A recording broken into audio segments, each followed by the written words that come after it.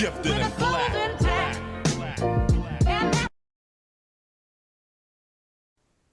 A July 4th injunction that places extraordinary limits on the government's communications with tech companies undermines initiatives to harden social media companies against election interference and the dissemination of lies related to elections. Now, this is according to civil rights groups and academics. Well, Native American advocates are now calling on universities built on tribal lands to make reparations for massive plots of land they say was unjustly taken from tribes for university campuses, including the University of Minnesota, which occupies 94,000 acres sold to the university for a fraction of what it's worth. Native American tribes say it's time for universities to pay up.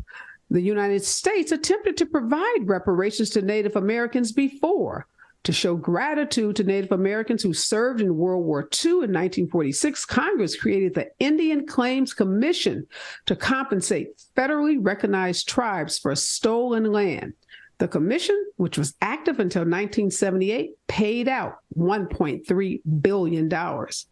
An Oklahoma judge threw out a lawsuit Friday that sought reparations for victims and descendants of the 1921 Tulsa Race Massacre, thwarting efforts by local advocates to seek justice for the attack's last 3 living survivors and Black Tulsa residents at large. Lawyers for the survivors of the Greenwood Massacre held a press conference today and have vowed to fight what they say is an outrageous and unjustified decision. Nearly 2 years after Congress finalized the first in a series of measures to improve the nation's aging infrastructure and combat climate change, some GOP lawmakers who originally tried to scuttle the spending are now welcoming it. They have privately courted newly available federal money to improve their local roads, bridges, pipes, ports, and internet connections, and they have publicly celebrated when their cities and states have secured a portion of the aid. For many voters under 35 years of age, especially those on the left, the Supreme Court has become a political issue in the same way that climate change, gun violence, and immigration have over the course of the past 2 decades. The court's recent rulings, along with last year's decision striking down the right to abortion established in 1973, the 1973 Roe v. Wade decision, could prompt more young people to be active in next year's presidential and congressional elections. Well, the hard-right House Freedom Caucus voted to remove Representative Marjorie Taylor Greene, a conservative rabble-rouser who in recent months allied herself with House Speaker Kevin McCarthy, following a spat she had with other members of the group. And colleges are scrutinizing race-based financial aid after the affirmative action ruling.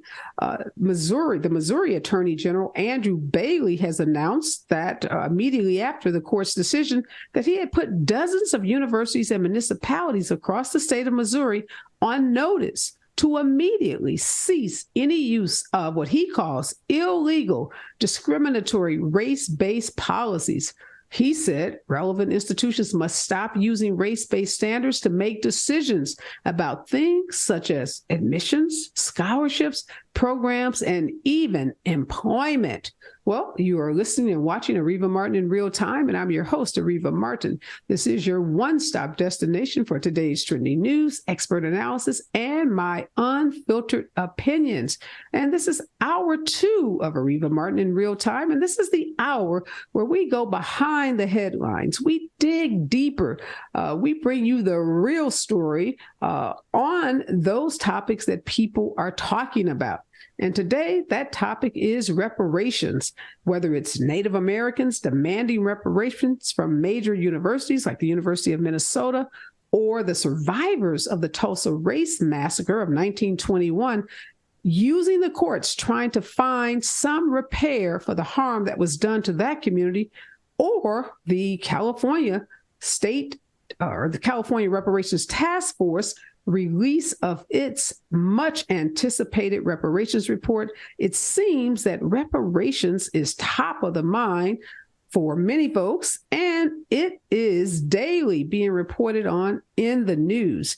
So in this hour, we're going to talk to some experts about where we are in this country as it relates to reparations, both at the local level, at the state level, and also what's going on in Congress. We also want to talk about these two particular occurrences. So you have a state judge in Oklahoma dismissing a lawsuit. This is the second lawsuit for reparations that has now been dismissed by judges in that state.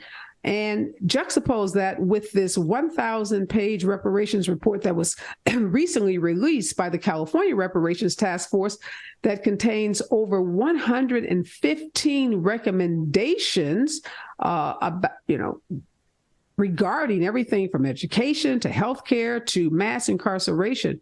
And I ask our experts, how do we jive, if it's possible, or reconcile what's happening in Oklahoma with what's happening in California and what's happening around the country?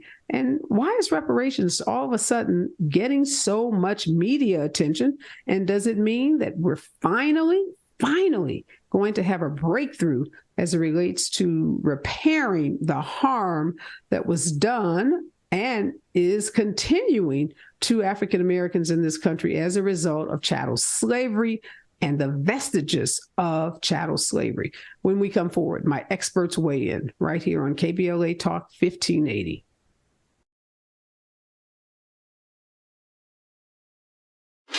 Here comes the brand new flavor in your head. Race, social justice, sports, politics, art, music, culture. We do it all on the D.L. Hughley Afternoon Show. If you're not tuning in, then you are definitely missing out. It's the D.L. Hughley Afternoon Show, weekdays from 2 to 4 only on unapologetically progressive KBLA Talk 1580. Like a brand new flavor in your head. Yeah. This is a rather bold pronouncement, but we think we can back it up.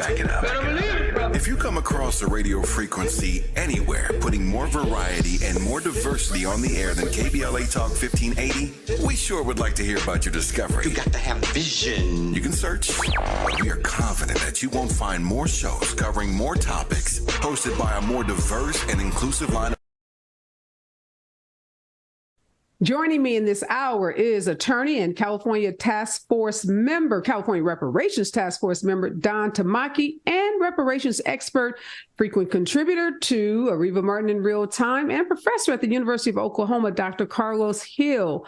Thank you both so much for joining me. I couldn't think of any two people that I wanted to talk to on this day. Both of you, experts in this field. So much is happening around reparations. So, Dr. Hill, I'll start with you.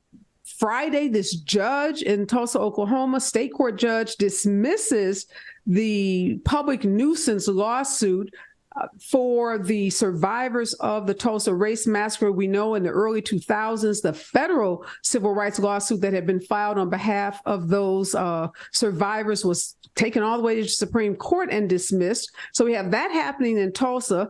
And then, Don, we have the California Reparations Task Force releasing this much anticipated 1,000-page report, making 115 recommendations on how California can right the wrongs of chattel slavery and all the vestiges of slavery.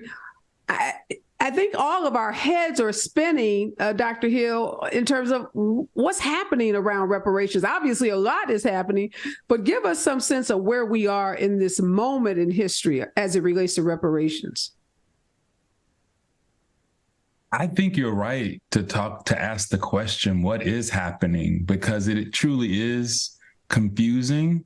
You can have in California a governor and a California State House that's committed to doing something significant around reparations, but you have in Oklahoma a state committed to not only not providing reparations, but not even teaching the history of the massacre correctly. We have a superintendent of education who would say that the Tulsa Race Massacre was not about race. So we can't have a conversation about reparations if we can't even be honest about why the Race Massacre happened in the first place. It was white supremacy, it was racism, it was discrimination.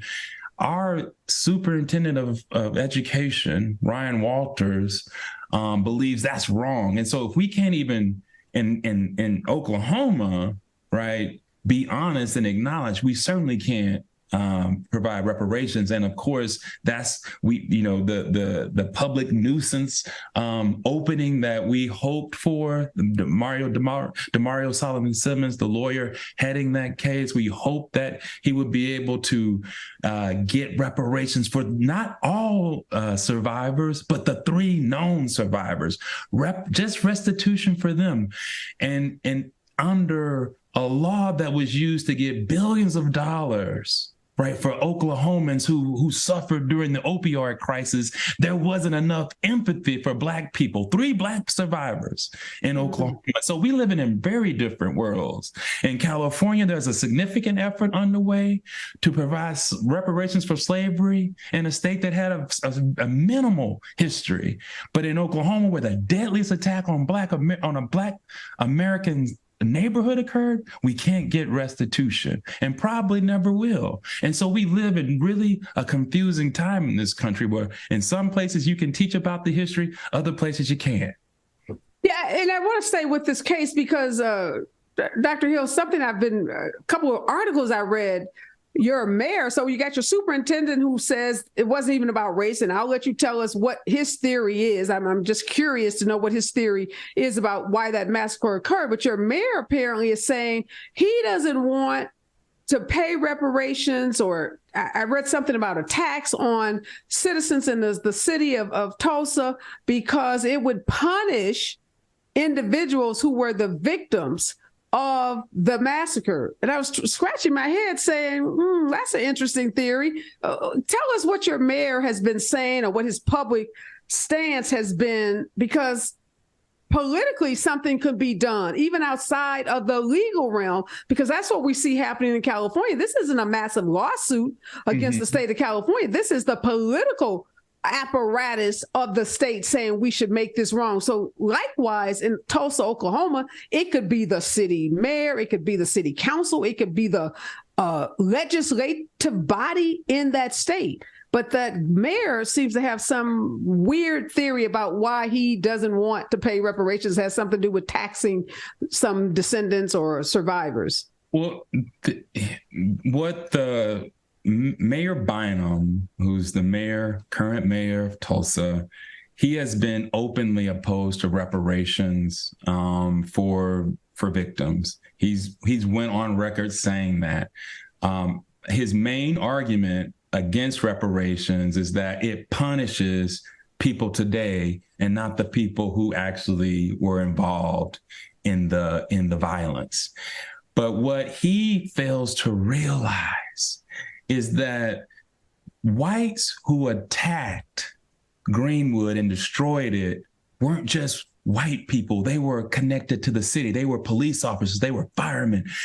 The city of Tulsa bears responsibility for that. They didn't just kill people, they destroyed a community.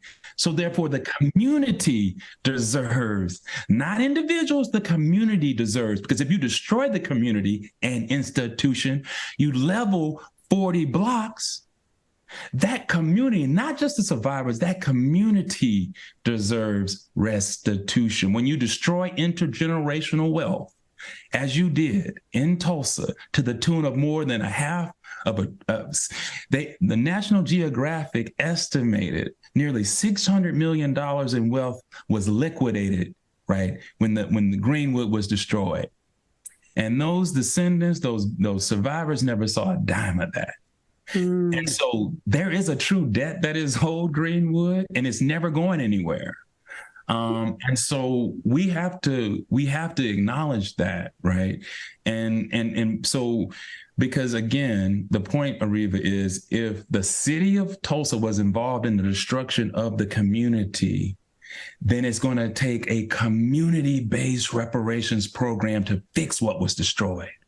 Yeah, and Dan, let me have you jump in, because I read a quote from you in an NBC article where you addressed this issue of reparations being some kind of handout versus the debt that is owed that Dr. Hill is talking about. Help us, put in perspective why people get it wrong when they think that, when they make this argument, well, we didn't do it. These were our ancestors that burned the city, or these were our ancestors that held African Americans in slavery. So we shouldn't be, quote unquote, punished for the conduct or the actions of our ancestors. Why is that an illogical argument and a wrong way to frame reparations? Well, a lot of this has to do with how buried this history is, as Professor Hill's work illustrates. This is erased, buried history. People commonly think slavery ended in 1865, but it just simply morphed into one form of racial pathology or another that continued through the next century and the decades to follow to exclude African Americans in just about every sector that matters. So part of this is just pure ignorance, and many states, as you just recounted, are in the process of continuing to erase that and to ban books and to regulate how teachers teach history. So the narrative comes out that if you try hard in America, you can make it, and slavery was a long time ago. But the playing field is level now. And if you can't make it in America, it's your own damn fault. Mm-hmm. And it's really one of the important things about the California Reparations Task Force is it published this exhaustive 1,100 page study, essentially drawing a through line from 246 years of enslavement, another 90 years of Jim Crow, racial terror, and exclusion, and decade after decade after decade of systematic exclusion.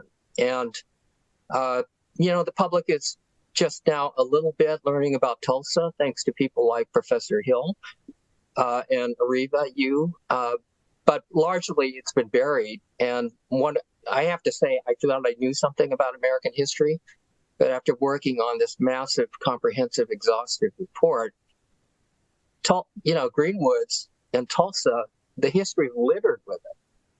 And in California and in other states, it wasn't the only one. And so, and that's just one example of erasure.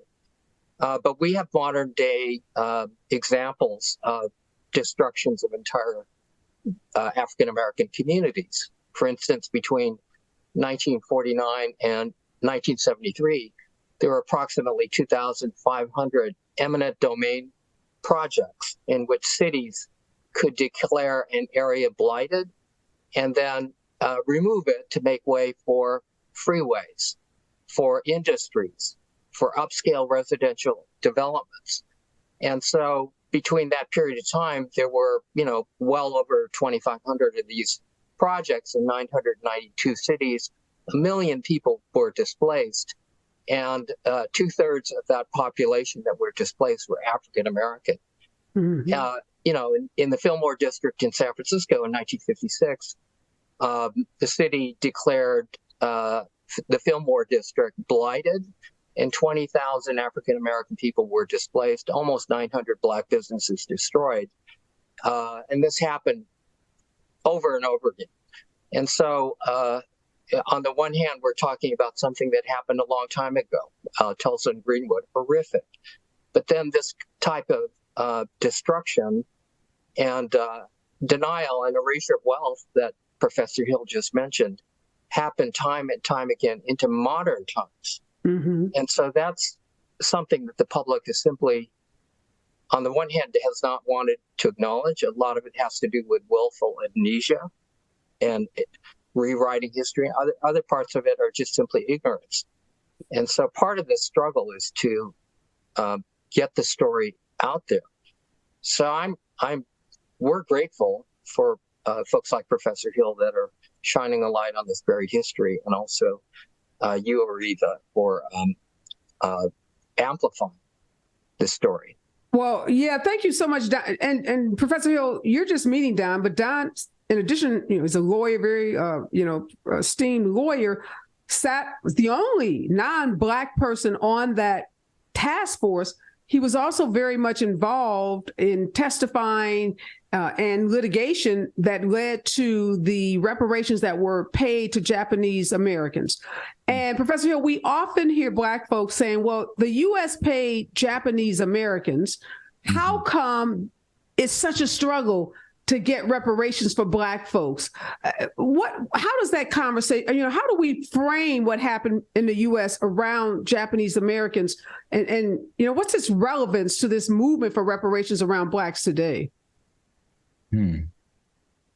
There's a particular history there, Areva, of how those who were interned in internment camps across Western United States were able to, over time, get a modicum. I mean, we're not talking about what they lost. We're talking about a modicum.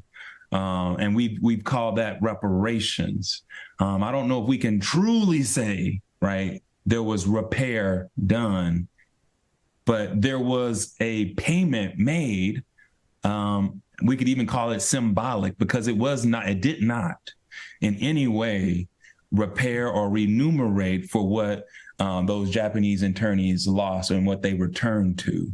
And so I struggle to call it reparations now, but they did receive, right, in the cases where Black people have received some form of remuneration. It's been in Florida, when we're talking about specifically racial violence. It's been in Rosewood, on the Rosewood Massacre. That's the most significant effort. But now we have in California this effort. It's really difficult, if not impossible, for reparations for Black people to occur because there's such a resistance. It's the same thing that Mayor Bynum says about punishing and taxing taxpayers today. That's the standard line for reparations. Reparations is thought of as a punishment, not as something that is healing. And so when I talk about reparations, I'm talking about potentially there being payments for survivors if the survivors believe that's what is necessary, because any reparations program has to be rooted in and based upon what survivors, victims, and their descendants want, not what the state wants for them. And so you're often at loggerheads because you have a state that say we have no responsibility for what happened, and you say communities say, well, no, this history shows up every day in terms of police brutality, in terms of the ways in which Black people are treated, but you say that there is no connection to the past and the present. And so we just have fundamentally different ways of understanding the way in which the past shows up. And we just have it in this country for some reason, when it comes to Black people and violence, been able to say, I'm sorry, and agree to do to repair what was done. Like, it's a simple thing, but we currently simple, don't have but yet so profound, right? And so elusive. It seems so simple for us to agree on a certain set of facts around slavery and the impact of Jim Crow laws and policies that have excluded Black folks, but not so at all. When we come forward, Don, I want to ask you about the California Reparations Task Force didn't include a particular dollar amount to be paid. And we know that issue of payment is one that causes a lot of discussion, a lot of arguing, a lot of fighting over what should be a payment, should a payment be made. And I want to talk about what the California Task Force did and how you all got to that decision not to include a specific dollar amount in your recommendations. Do you think that is going to help the legislature move forward in a way that hopefully is swifter than otherwise would have been? Stay with us, KBLA Talk 1580.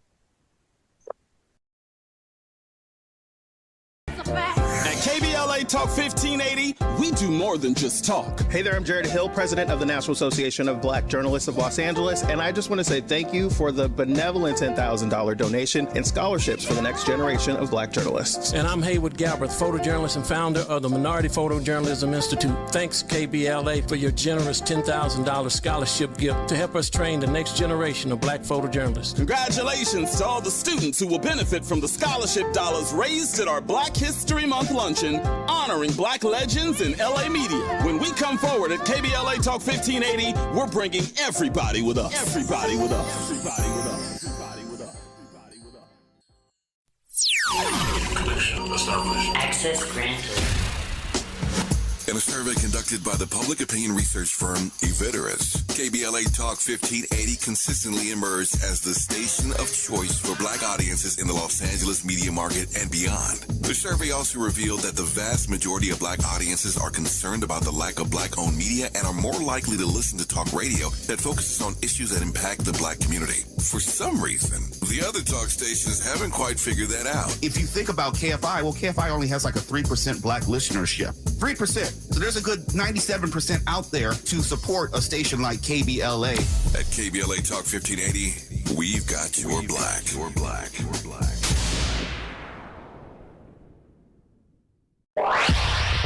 Follow the leader. KBLA Talk 1580. Follow the leader. Be sure to follow us on Instagram at KBLA 1580. Follow the leader. Are you ready? The station leading the way with exclusive interviews, Follow the leader. stimulating conversation, and intellectual discourse that empowers, enlightens, and informs. Follow the leader. Follow the leader at KBLA 1580. We've got a lot to talk about. Keep following the leader. Follow the leader. Follow the leader. Follow the leader. Follow the leader. Follow the leader.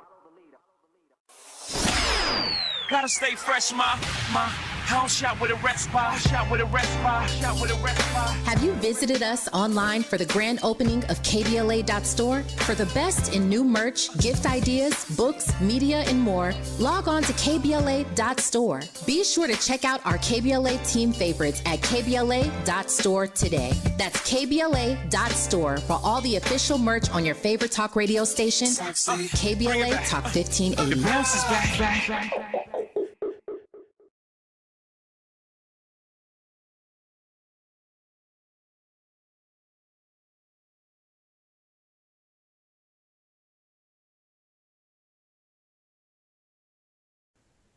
We are back, and we're talking about reparations with two of the nation's leading experts, Dr. Karlos Hill, professor at the University of Oklahoma, and Don Tamaki. He's a lawyer. He was involved in the reparations case involving Japanese internees, as well as he was the only non-African American on the California Reparations Task Force.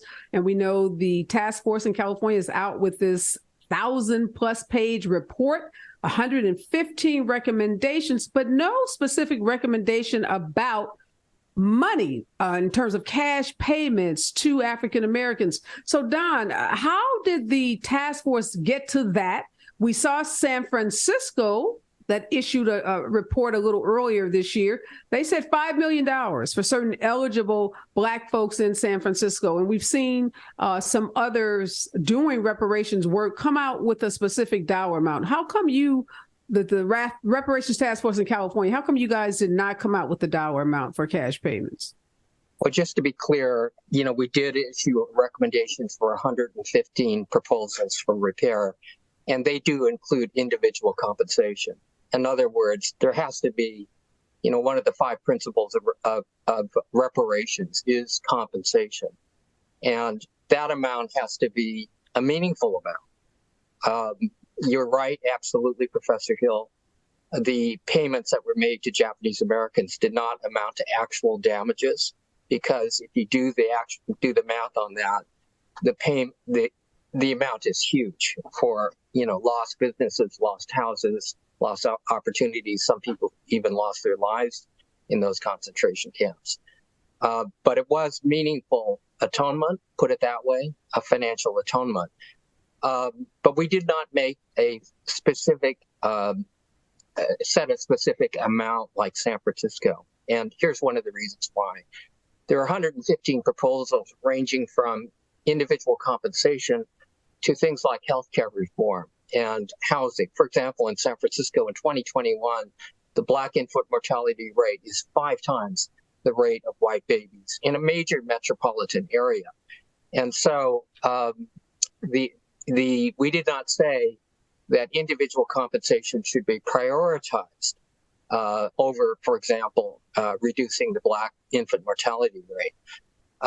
We did hire 4 economists to do calculations in 5 areas in which there's data to make an economic calculation. As you all know, in so much of the harm, there's no data. It's not economically calculable in terms of the loss. How do you put an economic number on lynching, for instance?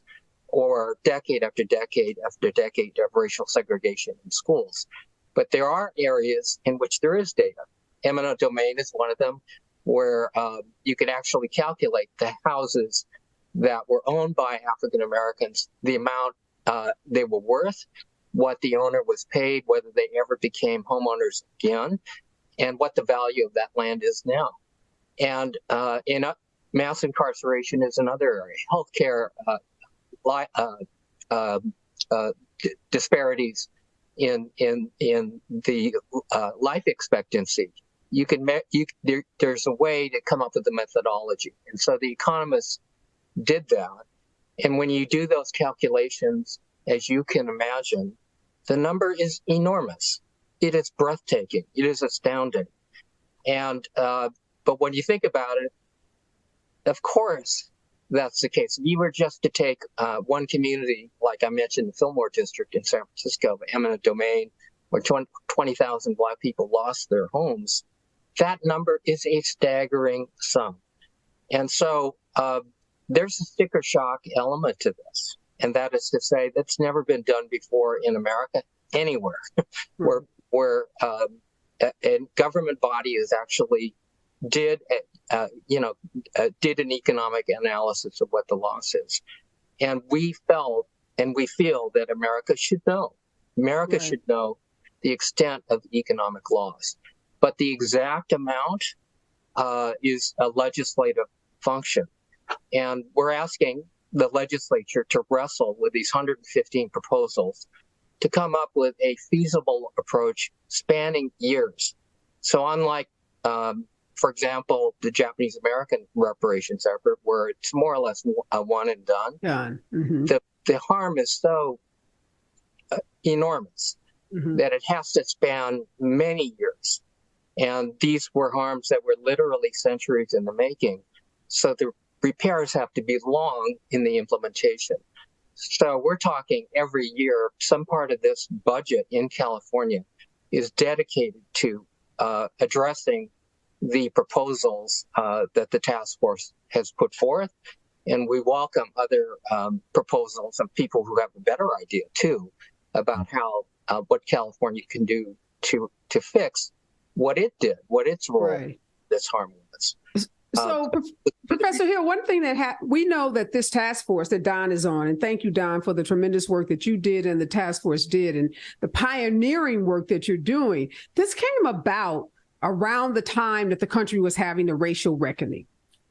I've talked to several of the legislators who sit on that task force with Don, and there is some concern that we are in a different period in our country and in our state, even with those that consider themselves Democrats and liberals. And that some of the activity around reparations that's happening today, that's, coming to a conclusion, that work may not have even been started if things were today, if they were just getting started today, if we had not had that racial reckoning.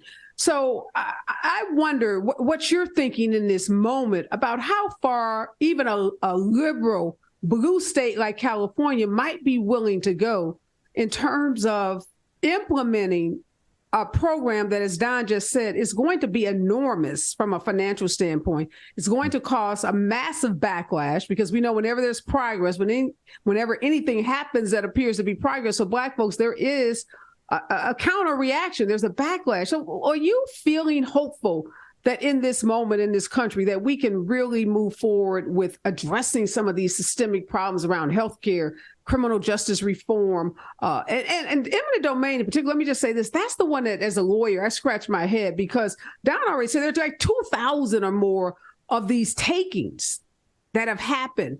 And if we were to undo all of these takings, I mean, we're talking billions and billions of dollars, highways that's, cut through communities all over this country. So, I mean, this is huge if we were to really say we're going to take this on. Do you think America's ready? I guess is what I'm asking you. Is the America that just said no more affirmative action, that just said women can't have abortions, is this the America that we're asking to repair the harm from slavery? Yeah. I mean, Areva, there are many Americas. We are a country of 400 million people. There are many Americas, but I think there's hope for California, right? California, like Texas, is leading the charge for the browning of America. And if this is what the browning of America will is for telling us that we will get to these kinds of politics, right? I'm hopeful, right? But for the rest of America, and particularly rural America, where it seems to be not only be a backlash, but a white lash against all these progressive policies that we have held dear for a generation, we're seeing support there, right? Lessen, more resentment and rage there. You asked my dear brother earlier, why was not there a particular dollar amount, right, in a part of the legislation? Well, I think it's because they wanted a part of this, these recommendations. Well, I think it's because you want the recommendations to be supported. The quickest way to get those recommendations to be sort of attacked is to give it a dollar figure, a dollar amount, right? Something for opponents of it to seize upon and to say, that's not right, that's not fair, or to say that's not enough. And so keeping a dollar figure out is a way to, I think, ultimately get traction and support, and let the fiscal amount be something determined by the community, right? Or in the process, right? Because again, as what Dawn said, that's so important, is that this has got to be a commitment, a generational commitment. If the crime or if the abuse occurred over time, the repair has to occur over time. So in America, we want a transaction. We want to give people the payments and you go away. Mm-hmm. That's not true reparations, right? Mm-hmm. We are communities. We have to heal as communities, right? And that's where the hard work is what the committee or the group that came together to come up with these proposals. That's where many communities need to be, right? Building through coming together, trying to figure out this history, what we have done, how we can resolve what we've done, how to make our community whole instead of parts of our community whole. That's what the reparations is about. It's not about giving people money. Yeah, and add to that, Areva? Go ahead, jump in. So the Japanese American redress and reparations effort was a 20-year movement, and when we first started this journey, America had two answers: no and hell no. And so, but somehow, some way, the needle of public opinion shifted. And we did start an endorsement campaign of reparations among organizations, mainly in California. And the surprising thing is that many mainstream organizations have signed on, and it's growing. So there are 333 endorsing organizations, including, for example, the Los Angeles County Bar Association, one of the largest bars in the nation, and Sacramento and San Francisco and Alameda County Bar Associations have joined. The California Wellness Foundation, the Weingart Foundation, $2 billion philanthropies. Many faith organizations, community and social service organizations have signed on. And it's multiracial. There are 333 organizations signing on. There's 60 that are Asian American, and 40 of those are Japanese American groups who know that that this has to be a racial pathology has to be addressed from whence it originated, which is 1619. And so that's never happened before. Not that one endorsement list makes the difference, but it is some indication that this discussion is penetrating the mainstream as never before.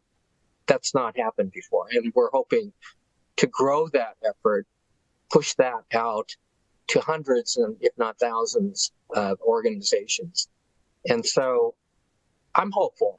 I have a sense that there is something different in the air right now. That's happening. Absolutely. And we all should be hopeful. The work you all done, as I said, has just been extraordinary. When we come forward, I do want to talk about the politics of reparations because, again, California is a blue state, so we see something very different happening in Tulsa, Oklahoma, which happens to be, I guess you'd call it a red state. And you mentioned Texas, Dr. Hill. In fact, I read that Texas is passing legislation to prevent any kind of reparations effort. Stay with us, KBLA Talk 1580.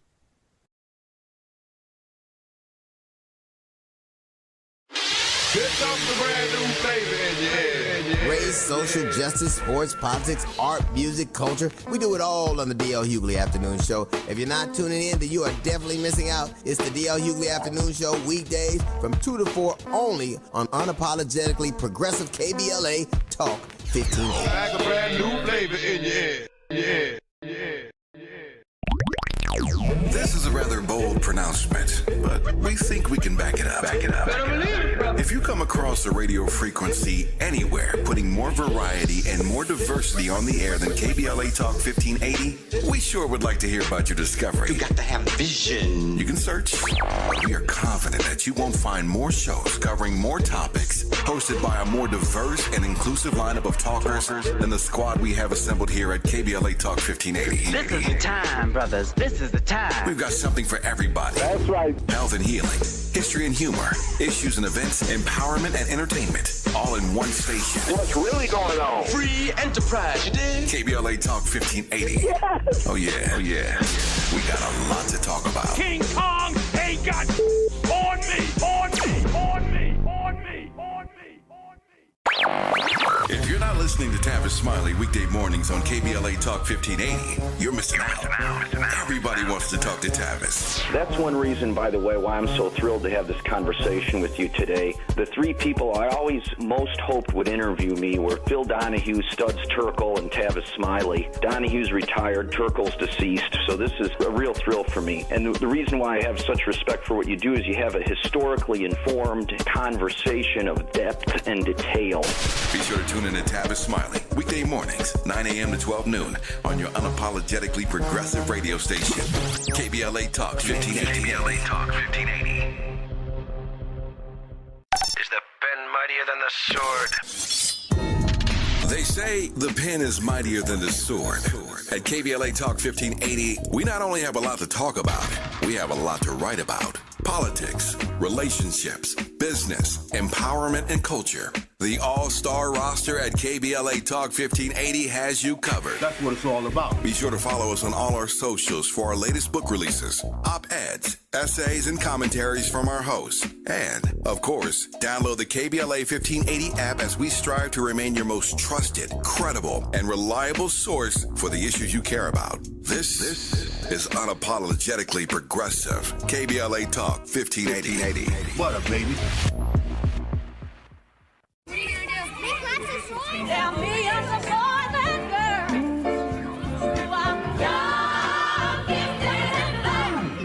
I'm young, gifted, and black.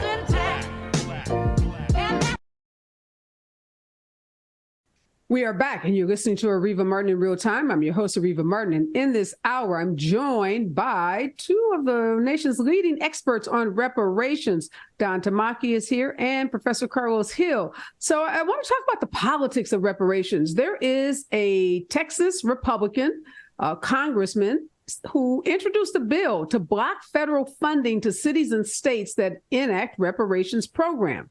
So Congressman Brian Babin introduced H.R. 4321, referred to as the No Bailouts for Reparations Act. And he did this just a couple of days after Juneteenth.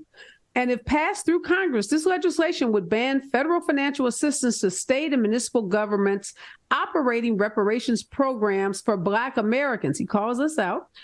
He says American taxpayers shouldn't be forced to pay for radical race-based reparation payments to please the woke left.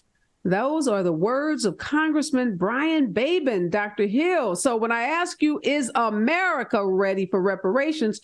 I'm talking about folks like Congressman Brian Babin. What is your response to a congressman calling out Black Americans, saying that reparations programs radical and designed to please the woke left. Does that keep you hopeful? Areva, that posture has been with us for a very long time. What he is saying is not new, but the move that he's trying to make it illegal for cities and municipalities to even consider this, making that, illegal or banning it. That's how insidious it's become. It's not new, but it's become so insidious because you mentioned earlier, we've had a racial reckoning, maybe due to George Floyd and the ways in which our culture is a bit more sensitive to police brutality or attacks on Black people, right? And we've seen some progressive policies come from that awakening. We've seen Juneteenth legislation pass. We've seen some things that have made us hopeful. But as that has been happening, there's also been a white lash led by Donald Trump and now all of his surrogates who want to be Donald Trump. And there's this truly the race to the bottom. In Oklahoma, we lead it.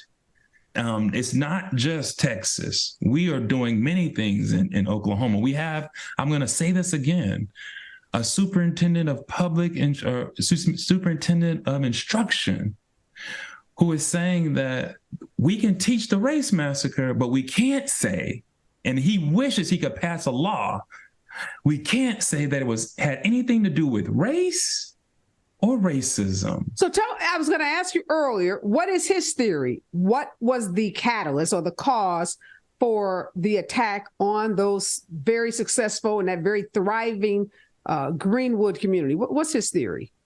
Areva, he doesn't have a theory because he doesn't care. He literally does not care. He just doesn't want the truth disseminated or talked about. He believes talking about racism is wokeism. Talking about racism is wokeism. Everything has become inverted. So to talk about anything substantive revolving around systematic racial discrimination, right? You're being woke. No, I'm being radical real. Left woke. You're being real. There are real systemic discrepancies and life chances for Black people and white people and Hispanic people, white people and everybody else in this society. And that has to do with systemic racism and discrimination. And that's what Ryan Walters, that's what Brian doesn't want to talk about historically or contemporarily. And so that is it. That's all it's such a white lash, right? It's not a backlash. When it's a white lash, when Brian says after Juneteenth, a few days later, that Black people, that everything involving reparations for Black people in the state of Texas, we should ban it if it's going to come from a city or a municipality. That's a white lash. Yeah, and Don, so here you have this congressman timing this, obviously, the introduction of the bill is coming because there has been a string of victories for the reparations movement. Obviously, the California Reparations Task Force is a victory. The New York State Legislature has passed a bill to create a reparations commission. New Jersey has reparations. They've done some groundbreaking work. We can go, read the roll. St. Louis, Missouri, Detroit. So many places around the country are recognizing the need to do this. And here comes this piece of legislation. Do you have any concerns that this congressman and this bill, which is not going to get very far in the Senate, obviously, but that this could have an impact on, say, the governor of California, who has higher aspirations for political office? Because when someone in elected office is going to make a vote to pass legislation to make amends to, reparations, they are making a political vote that could cost them future elections, that could cost them votes by their constituents. So do you have any concerns about what's happening in D.C. and how that might impact what California does, particularly our governor? I don't have a concern about the California governor, Gavin Newsom, or on that issue. The bottom line is this. Professor Hill is right. This is an old playbook. demagoguery. And the three elements are appeals to prejudice, fearmonger and scapegoat, and number three, engage in conspiracy theories, fake news. And there's much to be gained by that. There's a lot of political currency in stoking racism. It's not only gets people elected, but it's profitable. And whether it was enslavement or the decades of exclusion, separating America into white and black neighborhoods, it was profitable to do that. And so there is an element in our society among the leadership that will continue to pander that. But as you pointed out, the number of locales that are seriously considering reparations, the number of groups they're saying it's time to study this at least and begin to address it. That's never happened before. And so I think we have to keep our eye on the ball. But we also have to come up with a counter narrative to each of these arguments. For example, as you pointed out, there were people saying, well, I wasn't an enslaver. I did not participate in eminent domain. I didn't make those decisions. But again, to reiterate, Professor Hill, this is a societal debt. And America, our taxes go to pay for societal debts all the time, whether it's for wars, whether it's for societal wrongs, natural disasters, human-caused catastrophes, Social Security, pensions. You know, in 2012, Associated Press did a study on federal payments and discovered that the government is still making payments to descendants of Civil War veterans. I mean, these are societal debts. And because of the hand-in-glove participation between individuals and government, it makes them a societal debt. I think Professor Hill touched upon this. This is not individual wrongs. This is systemic and sanctioned by government.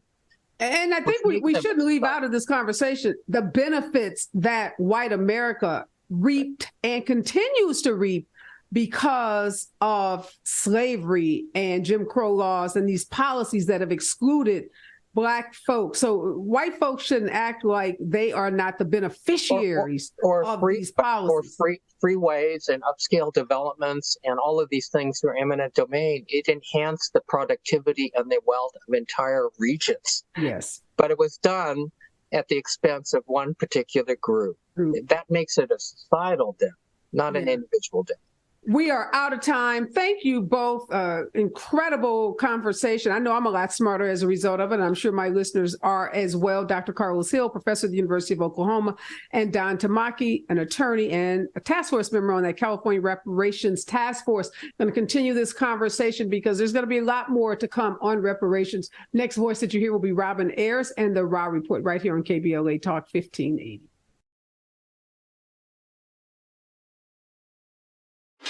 Here comes the brand new flavor in your head. Race, social justice, sports, politics, art, music, culture. We do it all on the D.L. Hughley Afternoon Show. If you're not tuning in, then you are definitely missing out. It's the D.L. Hughley Afternoon Show weekdays from 2 to 4 only on unapologetically progressive KBLA Talk 1580. Like a brand new flavor in your head.